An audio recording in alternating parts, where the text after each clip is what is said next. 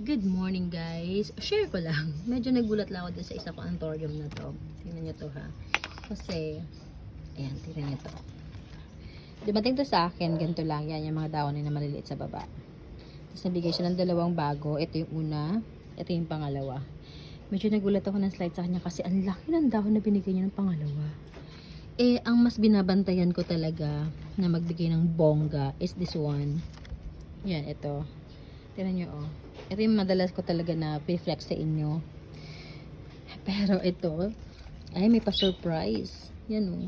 Ito din, oh, tignan nyo. Kung gaano kaliit yung pot niya, ganun din kalaki yung dahon na binibigay niya. So, maybe because nagko-concentrate ang halaman sa dahon compare sa pagpapadami ng ugat dahil nga maliit yung space. Ayan. Yan siya, oh. Yan. So, abang-abang natin to kung mag-mature, kung anong talagang final, ano niya, final na itsura.